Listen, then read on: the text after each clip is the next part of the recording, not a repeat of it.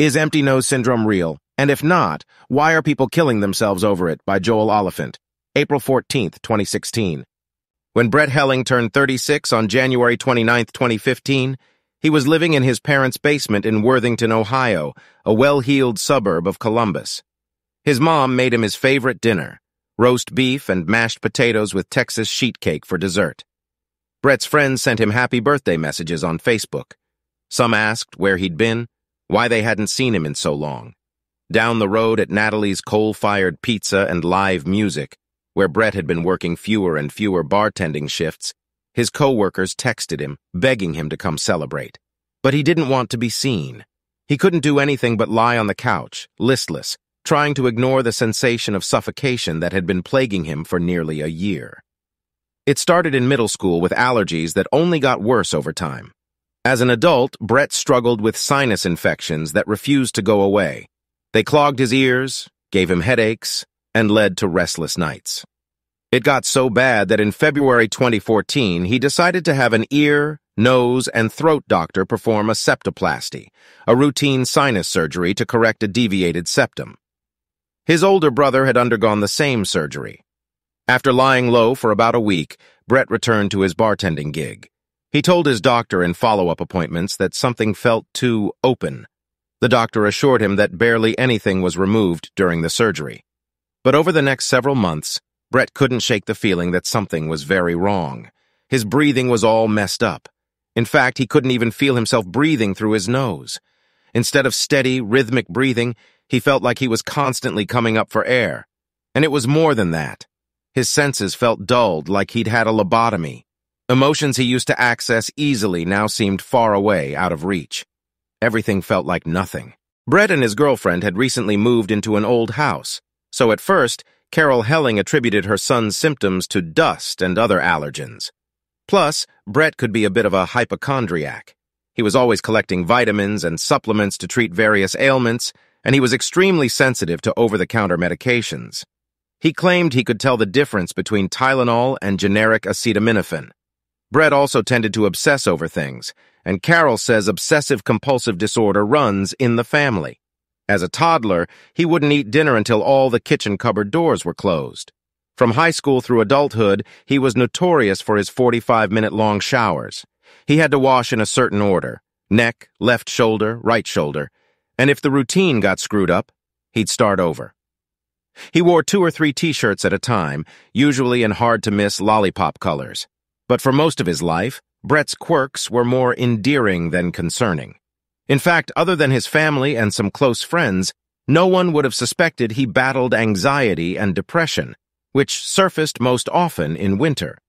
He drank frequently, and breakups could send him into an emotional tailspin. But no one was overly concerned about Brett before his surgery. He played guitar and bass, gigging often with several bands. He was a cheerleader for his friends, especially his bandmates and others in the Columbus indie rock community. At work, regulars would come to Natalie's just to see him. It wasn't until summer that Brett's friends and family started taking his complaints seriously. He worked fewer hours, spent more time at his parents' house, and stopped showing up to band rehearsals. While researching his symptoms online, Brett came across something called empty nose syndrome, a rare, controversial condition that can occur after surgical procedures on cylindrical structures inside the nose called turbinates. At first he was relieved.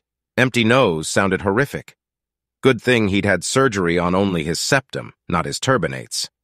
And yet the symptoms these patients talked about sounded so much like his own.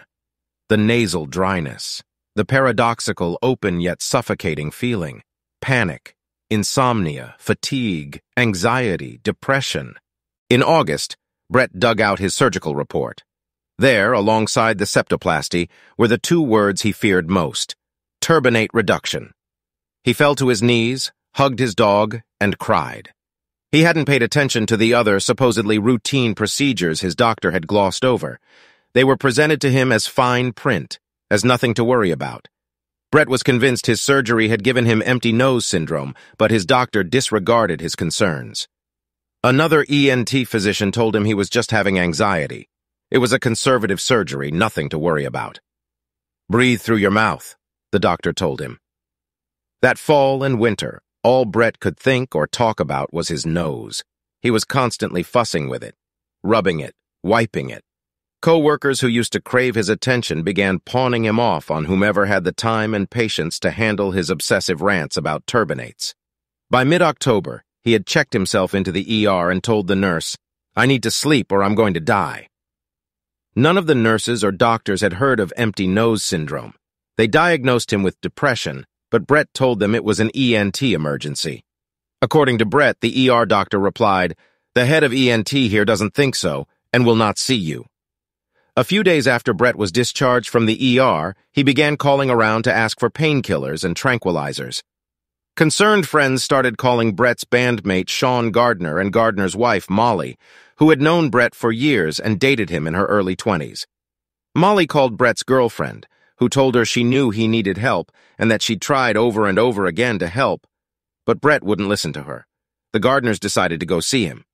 "Right when we got there, we were like, 'Oh, shit,' Molly says. The dog immediately jumped into my arms. Brett's like, 'Sorry, he's just looking for some normalcy. I've been a little crazy.' He kept asking for beer," Sean says. "We were listening to records, and he was turning them up super loud while we're trying to talk to him. He's pacing and kept saying the same 5-minute conversation about turbinates over and over. He wasn't showering, not eating, not sleeping," Molly says. "All he could do was this loop." Eventually, the Gardners convinced Brett to check himself into Harding Hospital, Ohio State's psychiatric treatment center, where Molly works as a nurse. He kept joking that he was kind of excited because now he would have his "one flew over the cuckoo's nest" story, Sean says. Brett stayed at Harding about a week, and when he got out, his friends and family were hopeful. They thought he might start sleeping, and maybe the prescribed antidepressants would do the trick. But he didn't stick with them or the psychologist. He felt like no one was listening to him. His head wasn't the problem. Someone needed to fix his nose. In December, Brett and his girlfriend broke up. He tried to tend bar, but working while feeling on the verge of drowning was torturous. To get through a shift, he'd sometimes run to the liquor store across the street to buy a pack of gum, which helped force him to mouth breathe. And even though music was his greatest love, he stopped playing guitar. He moved back into his childhood home, where he spent his days and nights pacing the house with Kleenex stuffed up his nose. "I can't live like this. This is miserable," he told his parents. "I have no life now. I want my life back. I had a good life." Brett was embarrassed by what he'd become. He lost all his empathy. He even envied people with cancer. Everyone has heard of cancer. Doctors take it seriously. He envied strangers blowing their snotty, functioning noses. His sinus cavity, meanwhile, felt like a hollowed-out pumpkin. In frantic attempts to explain the sensation, he'd grab his mom's fingers and stick them up his own nose. She tried to comfort him. "Sweetie," Carol would say, "you know we haven't seen all the doctors there are to see. We need to do some more research. Sometimes shit happens and we'll get through it. It'll be okay." On Monday, February 16, 2015, 4 days shy of the 1-year anniversary of his surgery, Brett drove his green Ford Focus down Interstate 71 in the snow toward Cincinnati. After crossing the Jeremiah Morrow Bridge, the tallest in Ohio, he parked near a closed rest stop, set his iPhone on the center console, rolled down his window, and got out of the car. Snow whipped around his face. It was severely cold, the wind chill well below zero. His hands were white, his cheeks red. Low temperatures dried out his nose even more than usual, and the cold air hurt. Even though his mom had recently bought him a nice orange coat, he wore only a blue hoodie, black pants, and a winter hat. The highway was under construction, and Brett walked north along a closed portion toward the bridge. A construction worker asked him where he was going, and Brett told him he was trying to get to the other side. The worker told him that he could drive him across and that he should come warm up in his truck. Brett shook his head and kept walking. Once he hit the bridge, Brett took off running, then stopped and looked over the edge. Climbing a parapet, he dangled his legs over the side, hung on briefly, then dropped 177 feet. Turbinate reductions are routinely performed around the world, and usually with great success. But some patients say this surgical procedure ruined their lives. In Michael Jackson's wrongful death suit, one of his doctors testified that Jackson's insomnia could have been a result of empty nose syndrome. Online ENS forums and Facebook support groups are filled with people who say they've been discarded by doctors who told them nothing is wrong, that it's psychogenic, all in their heads. In China, one man who said he had empty nose syndrome became so enraged that he stabbed an otolaryngologist to death. Others direct violence toward themselves. When regular ENS commenters go silent online, the community wonders if they're gone for good. Even as some ENT doctors doubt the syndrome's existence, a handful of otolaryngologists have made it their mission to figure out why some people develop it, how to prevent it, and whether underlying mental conditions should be considered when diagnosing and treating this invisible illness. Meanwhile, ENS patients continue to plead for help and relief. During his ear, nose, and throat residency at the Cleveland Clinic, Dr. Stephen Hauser shadowed his attending physician during nasal surgeries and sometimes handled initial consultations with patients during clinic visits. One day toward the end of his residency in the late 90s, Hauser examined the chart of a middle-aged woman who was complaining of nasal blockage, congestion, and difficulty breathing. The attending doctor had operated on her turbinates years earlier. She'd had plenty of time to heal, so Hauser assumed the patient must have hit her nose or maybe developed a polyp. But when he examined her, he was surprised to see that her nose wasn't blocked at all. "You could drive a truck through there," Hauser says. Her septum was straight. There were no holes or other oddities, but her turbinates, those tubular bony structures inside the nose, were significantly reduced from the surgery. The woman told Hauser that for some reason she could breathe easier when she had a cold. Hauser was baffled. How could this woman have trouble breathing when her nose was wide open, and why would a cold make her feel less blocked? He described the situation to his attending physician, who then went into the room without Hauser. After the appointment, the attending physician hemmed and hawed and never provided a good explanation. He told Hauser not to worry about it. But Hauser did worry. What could explain such a bizarre condition? He did some research, and after talking to Dr. Murray Grosson, an ENT doctor in Los Angeles, he learned about empty nose syndrome, a controversial condition coined by the Mayo Clinic's Dr. Eugene Kern in 1994. Kern described nasal cripples who, after turbinate surgery, suffered from symptoms like nasal dryness, crusting, and a sense of obstruction despite a wide-open nasal airway. With the help of colleagues, Kern conducted a study of 242 patients who'd been diagnosed with a rare type of nasal infection and theorized that many of these patients actually suffered from empty nose syndrome.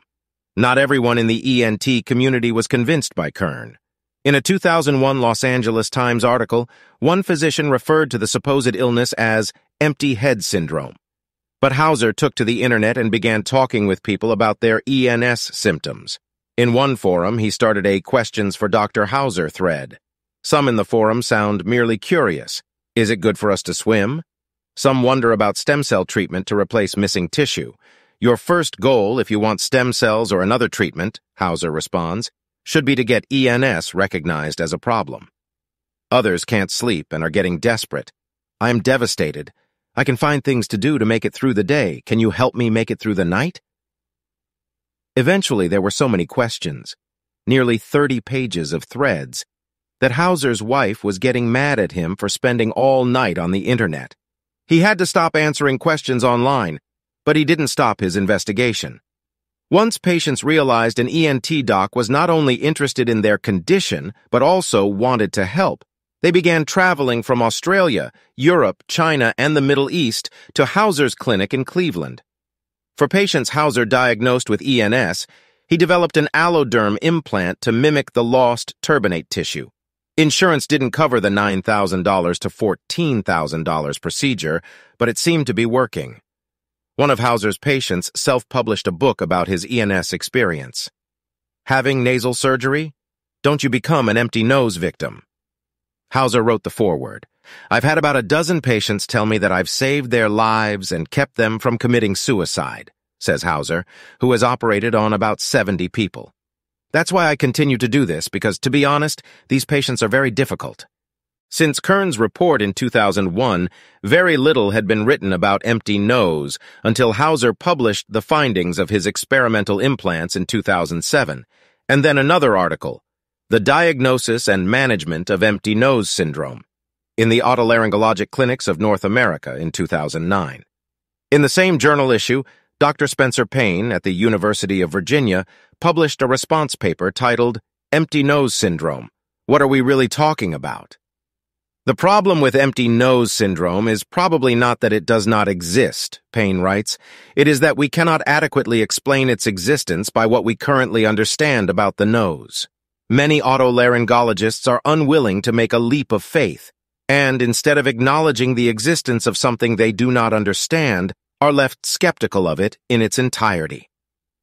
While the symptoms ENS patients complain of are unique, their plight is familiar. For years, people suffering from chronic fatigue syndrome were treated with skepticism from the medical community and often told their debilitating condition was psychogenic. Maybe these people are just lazy, was the unspoken or sometimes spoken refrain. BuzzFeed previously reported on a 2010 CDC study that concluded chronic fatigue patients suffered disproportionately from maladaptive personality features, like neuroticism, paranoia, and OCD. It wasn't until 2015 that the National Academy of Sciences pronounced chronic fatigue syndrome to be a debilitating condition with concrete physical symptoms and not a psychological illness. In the same NAS study, most patients reported it taking more than a year to get a diagnosis. A third reported it took more than 5 years.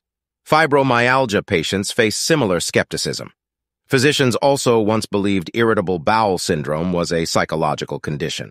Leaky gut syndrome is accepted within some corners of alternative medicine, but many doctors are skeptical of its existence.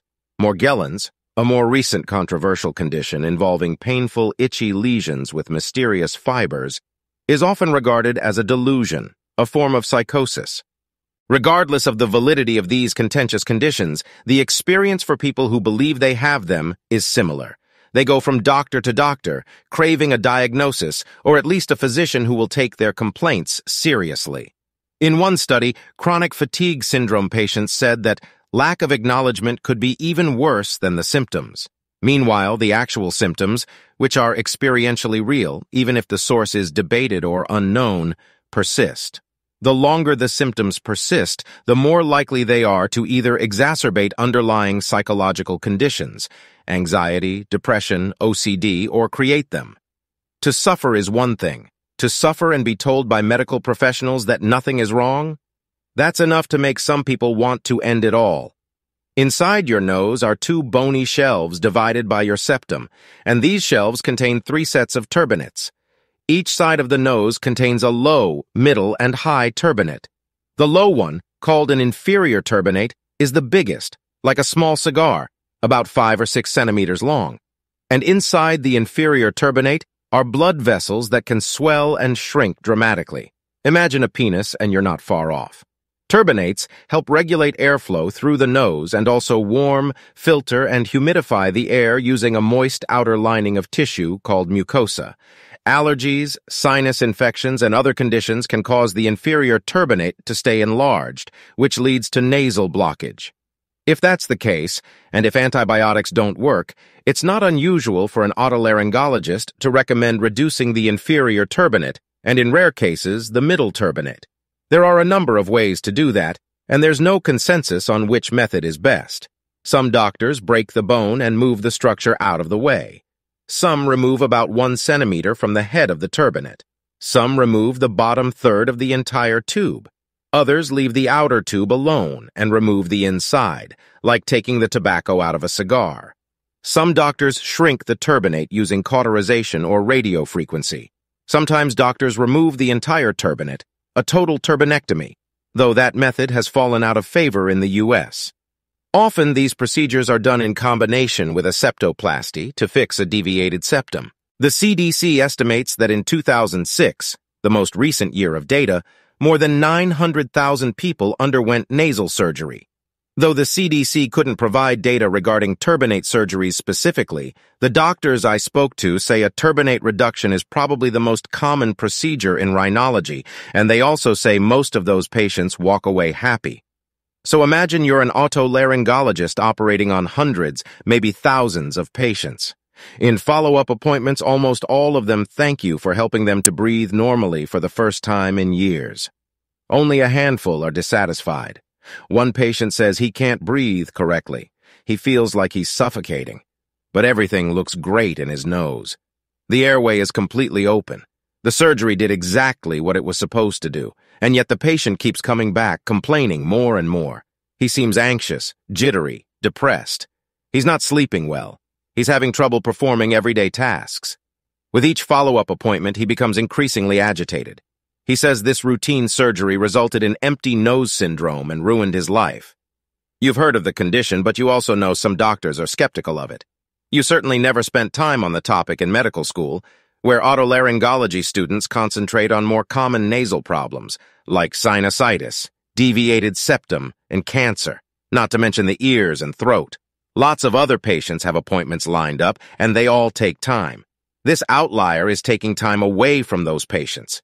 Eventually, you throw up your hands and discharge him from your practice. There's only one explanation. This patient is crazy.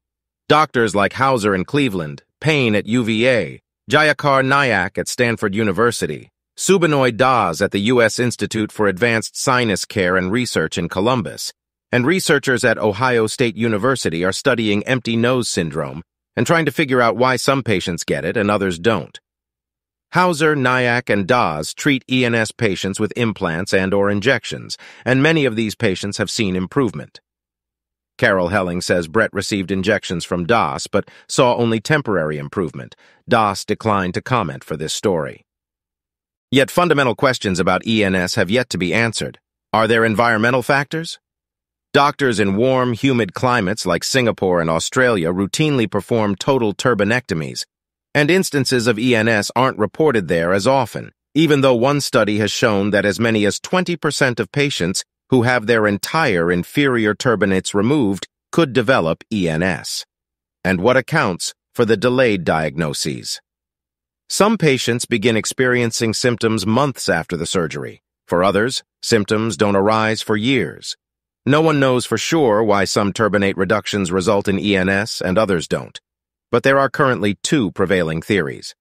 Hauser's theory argues that for ENS to occur, turbinate tissue must be removed or damaged, and then the sensory nerves in that area must regenerate poorly. Some methods of turbinate surgery can damage the nerve-rich mucosal layer more than others. The other theory has to do with airflow, that the shape of a patient's nose and the way air flows through that nose makes a patient more or less susceptible to ENS. Payne also thinks turbulence plays a role. The more turbulent the airflow, the less you're going to get a sense of good breathing, he says. It's like if you stick your head out the window of a moving car, you can breathe in through your nose and feel the air moving through there. But I almost get anxious because the air seems like it's so poorly moving through the nose. I wouldn't be surprised if in the empty nose patient, it's not just a sense of decrease in receptors, it's also an increase in the turbulence. The physics of airflow through the nose is complex and still not fully understood, though a study is underway at Ohio State University to better understand it. OSU's Dr. Alex Farag and engineer-researcher Kai Zhao are developing 3D models to perform virtual nasal surgeries on patients before an actual surgery. By taking measurements and running models, they hope to see how the surgery could affect nasal airflow, which could lead to more informed surgeries and fewer complications. It could also be that both the airflow and mucosal sensory theories are simultaneously true. For now, Hauser and Stanford's Nayak use cotton pledgets in the nose to help diagnose patients who complain of ENS symptoms. When the piece of cotton is inserted correctly, a patient with ENS will often feel radical improvement. And then there's the psychological mystery. Nayak says the ENS patients he has treated not only breathe better, they're happier. Anxiety, depression, all of these are off the charts for the initial patient with true empty nose syndrome, Nayak says. He and his team are still trying to understand why that simple tubular structure seems to be essential to a proper sense of well-being for some people. Hauser can't fully explain the relationship between mental health and ENS either. I've wondered which came first, he says. Were they that way and therefore they're more prone to nerves healing poorly after surgery and developing empty nose? Or is it the empty nose that made them so nervous and worried? I can say for sure that I've seen nervous, worried patients, and I implant them, and they do appear more at ease after they're implanted. When I can get their breathing better, they're less anxious. In a 2012 study in France, doctors treated a 37-year-old man with ENS symptoms who left his job and all social relationships. He spent most of his time alone in his bedroom with a humidifier. After doctors treated him with cognitive therapy and an antidepressant, many of his symptoms cleared up. Treating ENS as a somatic symptom disorder might constitute a first-line safe alternative to surgical or even medical treatment, the authors say. What we've seen in a lot of other chronic diseases is each person's perception of how bad they are is also dependent upon their general psychological health, says UVA's Payne. People with poor coping mechanisms, with underlying depression or anxiety disorder, they are more likely to have symptoms that seem to take over their lives. That's just not a normal response to chronic disease. And so you scratch your head, because as a physician, it's the hardest thing trying to understand when are symptoms real but exacerbated by underlying psychological issues, and when are symptoms completely psychological. One ENS patient I spoke with, 52-year-old Sheila O'Shea, has become an informal counselor for suicidal ENS sufferers and sometimes fields late-night phone calls from them. She finds the emphasis on depression and mental health issues associated with ENS patronizing and insulting. "We're sane people going through an insane situation," she says. "Have you ever been stuck underwater and you couldn't make it to the surface fast enough? That panic you have? We have that all day long." She, like Brett, insists the accompanying mental condition is different from depression. "It's as if you're looking at the world through a big piece of plexiglass. You can see everything and hear everything, but every experience is flat," she says. "Depression messes with perception. Here, nothing is wrong with our perception. I'm not depressed." Brett Helling's older brother, Paul, once gave him a mounted deer head he'd fished out of the trash. As a joke, Brett put the deer head in his car and drove around town with it for months.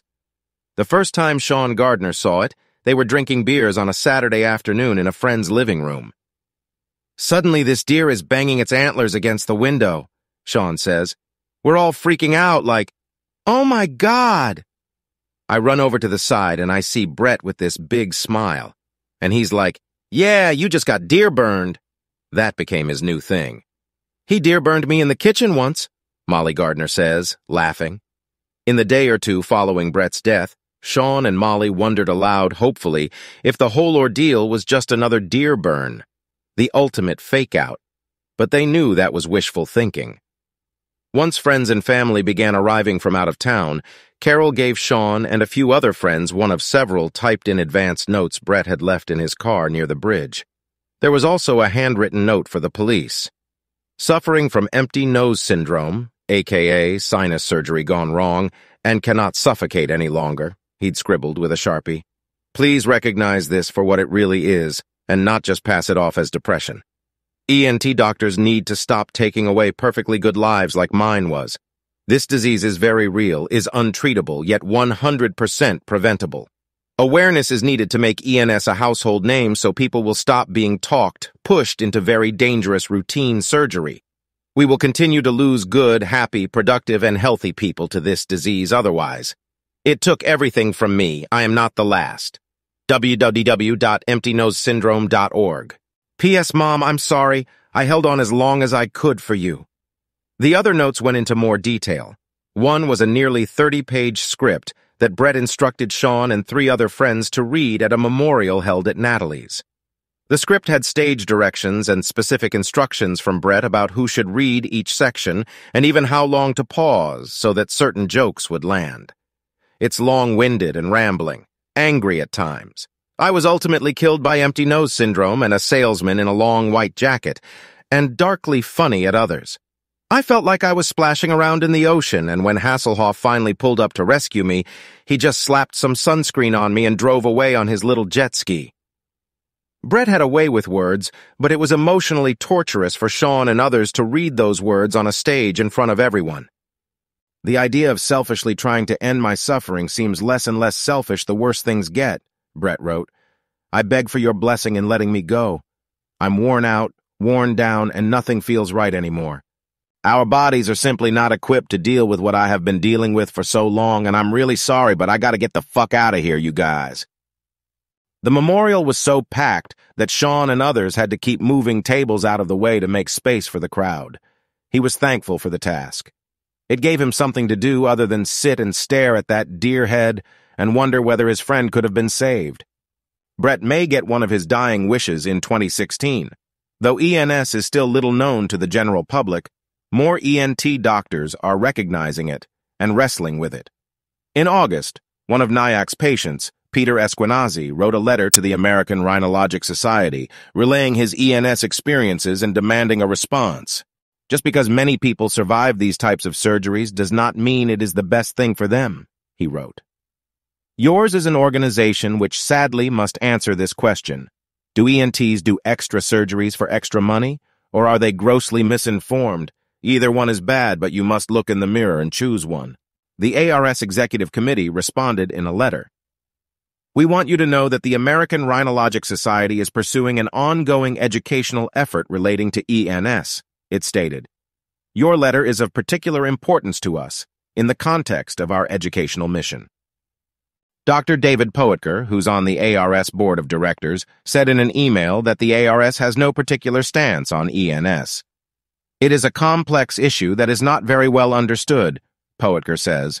Unfortunately, there is not a lot of money for research for nasal issues in general. We continue to do the best research we can with the limited resources available. In January, Dr. Das in Columbus noted a sea change in an open letter to ENS patients he posted on the EmptyNosisSyndrome.org forum. ENS, he said, is the thing keeping some of his colleagues up at night. There continues to be greater recognition that ENS is a problem, Das writes. Many panels within the American Rhinologic Society are discussing ENS as a real problem and leading discussions on the best way to solve this problem. Das's letter also expresses hope about the injection therapies he's tried on 180 patients from 25 countries. 82% of them reported an improvement in their symptoms. And it's no small thing that a press release for Ohio State's nasal surgery study mentions empty nose syndrome by name, even though Carol Helling says Ohio State doctors told Brett he didn't have it. In some ways, Brett's case was typical. His symptoms overlapped with many others who say they have ENS. The problem is there's still no firm definition of empty nose syndrome, which means there's also no firm way of diagnosing it. And misdiagnosis is an issue. Hauser and NIAC say they've seen patients who were convinced they had ENS, but had a different nasal problem entirely. My research group is trying to lay the groundwork for better defining ENS, and pulling it out of the mysterious, not sure it exists bucket, into the definite diagnosis with defined parameters category, NIAC says. Recently, NIAC and his Stanford researchers analyzed CT scans of patients diagnosed with ENS and compared them to patients who underwent turbinate reduction surgery but had no ENS symptoms, a comparison that had never been done before. We detected a statistically significant central location in the nasal airway that swells in the CT scans of ENS patients, but not in any control patients, NIAC says of the soon-to-be-published study. NIAC's group also came up with 6 questions he says will more accurately diagnose ENS. He and his team will present their findings at a national meeting of otolaryngologists in Chicago in May. Doctors' responses to the presentations could determine how ENT doctors approach ENS moving forward. Will NIAC's research, along with the work from Ohio State, Das, Hauser, and others, finally put the skepticism to rest, or will doubt persist? If the data resonate, will doctors alter their surgical methods, and will those changes spill over to the cosmetic surgery community, where doctors performing nose jobs are probably even less familiar with ENS? Turbinate reductions aren't likely to go away, despite outcries of malpractice from ENS patients. Every otolaryngologist I spoke to, including those who acknowledge the dangers of ENS, continues to perform surgeries on turbinates. A friend of Brett's recently wrote to his congressman to propose a bill that would require doctors to warn patients about the risks of ENS before turbinate surgeries. But even Hauser says that goes too far. The rate of ENS development is so small, and if turbinates are treated properly, ENS should essentially never occur, Hauser says. The focus should be on educating doctors of proper techniques. Hauser also often requires patients to undergo mental health assessments before he considers surgery, and Payne says he's similarly vigilant. There are some people I've refused to do surgery because they were people who I felt were setups for an empty nose scenario, Payne says. In January, Brett Helling's friends celebrated his life with a 2-day concert dubbed Helling Yeah at Natalie's. The promotional poster featured a giant deer head. At first, the organizers wanted proceeds from the event to benefit ENS awareness, as well as suicide prevention. But there's no vetted, surefire way to contribute to ENS awareness yet. Despite the strides in research, it's still nebulous, still opaque. Just a couple of weeks before the benefit concert, a frightened new visitor to the Empty Nose Syndrome Facebook page posted a desperate plea. "Please help, I had surgery December 7th, 2015, she wrote. "I feel the nasal passages as huge tunnels. The cold air burns the nose and throat. I'm going crazy, no sleep 8 days. What do? I don't want to die.